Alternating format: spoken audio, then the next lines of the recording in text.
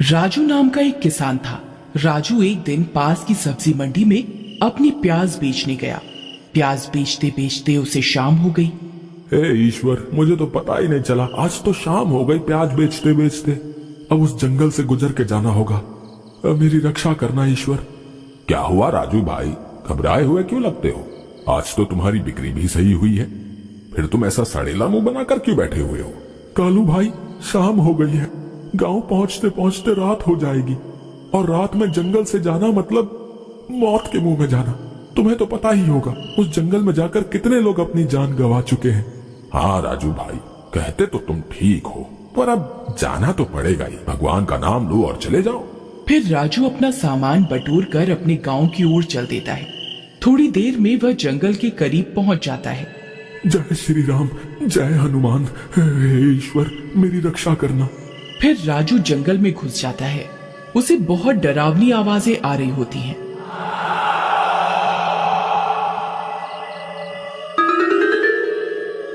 राजू डरता हुआ चलता जाता है।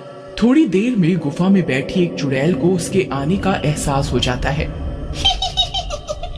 लगता है कोई शिकार आ रहा है। बहुत दिन से इंसानी मांस नहीं खाया, आज तो मजा आ जाएगा। फिर वह चुड़ैल एक इच्छाधारी चुड़ैल होने के कारण एक बंदर का रूप धारण कर लेती है और अपनी गुफा के बाहर छिपकर राजू का इंतजार करने लगती है। थोड़ी देर में राजू वहां पहुंच जाता है। वह बंदर को देखकर हक्का बक्का रह जाता है। जी महोदय, आप मेरा रास्ता छोड़ दीजिए, मैं आपको कल केले लाकर खिला दूंगा, मुझे जाने दीजिए। थोड़ी देर में बंदर की आंखें लाल लाल चमकने लगती हैं। डर के मारे राजू कांपने लगता है। फिर वह बंदर राजू को उठाकर गुफा में ले जाता है और उसे खा जाता है। अगली सुबह यह खबर पूरे गांव में फैल जाती है। राजू की पत्नी रानी का रो रो कर बुरा हाल हो जाता है। भाई कालू, मेरा राजू कहाँ गया? कल तो आपके साथ गया था प्याज बेचने। मैं तो लुट गई, बर्बाद हो गई। राजू। फिर थोड़ी देर में पंचायत बैठती है। सरपंच जी, ऐसे कब तक हमारे गांव के नागरिक गायब होते रहेंगे? हैं? रात तो रात, लोग तो दिन में भी गायब हो रहे। हमें कुछ ना कुछ तो समाधान ढूंढना होगा ना। ठीक कहते हो भाई, हमें इस गुत्थी की जड़ तक जाना होगा। हमें पता करना होगा आखिर वो कौन सा जानवर है जो हमारे लोगों को गायब कर रहा है। हमें इसके लिए किसी को जंगल में भेजना होगा जो पता लगा सके कि आखिर वो जानवर कौन सा है और कहाँ रहता है। पर सरपंच जी, इस काम के लिए जाएगा कौन? कौन होगा जो अपनी जान दांव पर लगाएगा? है? मैं जाऊंगी। वो जंगल मेरे पति को खा गया। मैं नहीं चाहती कोई और भी विधवा हो हमारे गांव में। मैं आपकी मदद करूंगी सरपंच जी। तभी दूर खड़ी पूजा की आवाज आती है। मैं भी जाऊंगी रानी के साथ सरपंच जी। वो जंगल मेरे भी पति को खा गया। मैं भी इस सब में आपकी मदद करूंगी। ठीक है, तुम दोनों जाओ। तुम बस इस हैवान का ठिकाना मालूम कर लेना, बाकी हम उसे कल देख लेंगे। फिर वे दोनों जंगल में निकल जाती हैं। थोड़ी देर में वे चुड़ैल की गुफा के आसपास पहुंच जाती हैं। चुड़ैल को उनके आने का एहसास हो जाता है। अरे वाह, लगता है कोई मूर्ख इंसान आ रहा है।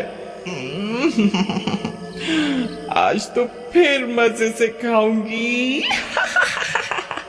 फिर वह चुड़ैल फिर से बंदर का रूप ले लेती है और गुफा के बाहर आकर छिप जाती है।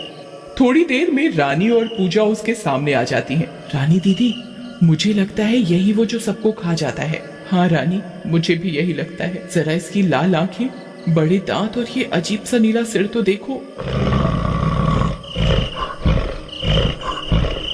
तभी वह बंदर गुर्राने लगता है। भाग पूजा, अपनी जान बचाकर भाग। वे दोनों भागने लगती हैं, पर बंदर पूजा को अपने दांतों से पकड़ लेता है और घसीटता हुआ अपनी गुफा में ले जाता है।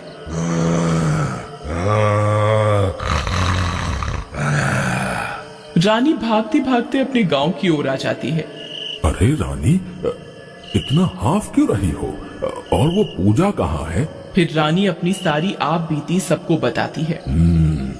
अब समझ में आया, वही हमारी जान का दुश्मन है। चलो गांव वालों, लठ, बंदूकें और सभी तरह के हथियार रख लो, हम उसका आज खात्मा ही कर देंगे। फिर सारे गांव वाले हथियार लेकर उस गुफा के पास पहुंच जाते हैं। चुड़ैल को पता चल जाता है उस बची हुई लड़की ने गांव वालों को सब कुछ बता दिया है।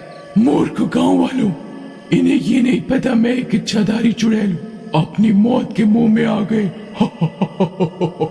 बाहर निकल चिंपांजी, है तूने हमारे गांव के लोगों को बहुत खाया है, आज तेरी खैर नहीं है।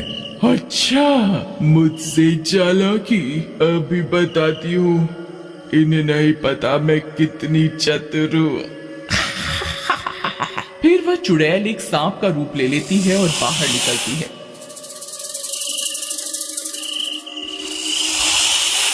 अरे सरपंच जी, सांप कितना अजीब दिखने वाला सांप है। हाँ भाई, पर हमें तो उस मक्कार चिंपांजी की तलाश है। इसे जाने दो, इसने हमारा क्या बिगाड़ा है। फिर वह भूतिया सांप झाड़ियों में चला जाता है। मूर्ख कहीं के, भूख लगी है, इनमें से किसी को खा लेता हूँ। फिर वह सांप अपनी पूंछ लंबी करके एक गांव वाले को अपनी ओर तेजी से खींच लेता है।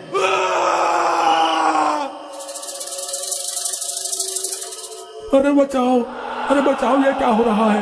अरे कोई मदद करो मेरी। वह सांप झट से उसे पूरा निकल जाता है। अरे वो मनहूस सांप हमारे भाई को ले गया। मुझे बहुत गुस्सा आ रहा है। अब इसके साथ इस सांप को भी मरना होगा। मैंने तो पहले ही आपसे कहा था सरपंच जी, पर आपने मेरी बात नहीं सुनी। अब मुझसे गलती हो गई। अब जो भी जानवर दिखे उसे तुरंत मार दो। चुड़ैल उनकी बात सुन रही होती है। मारोगे तो तब न जब मुझे पकड़ पाओगे। फिर वह इच्छाधारी चुड़ैल एक बाज बन जाती है और उड़ने लगती है।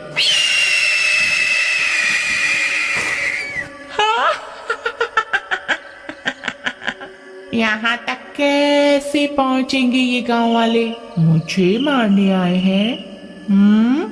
अभी सबक सिखाती हूँ इन्हें। फिर वह बाज उड़ता हुआ उन गांव वालों के करीब आ जाता है और अपने बड़े बड़े पंजों में एक गांव वाले को उड़ाकर ले जाता है। सभी गांव वाले हाहाकार करने लगते हैं।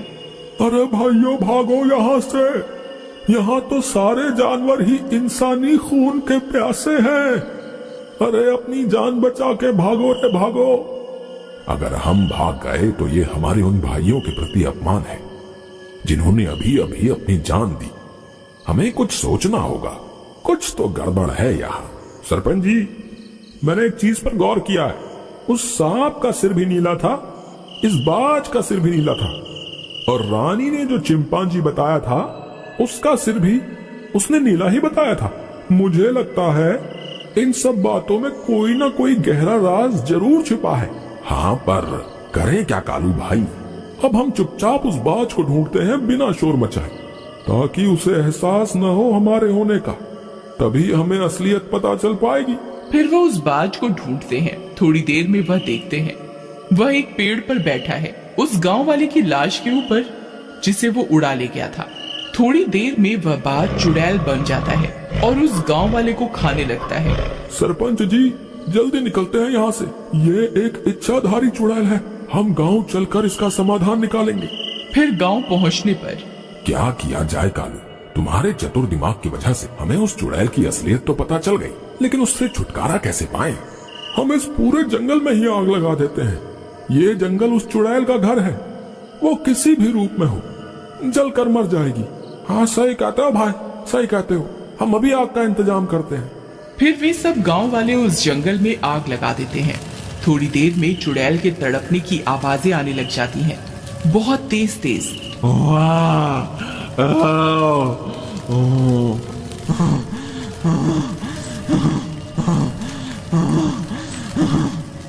ये तुमने सही नहीं किया, मैं तुम बदला लूंगी, मैं तुम बदला लूंगी।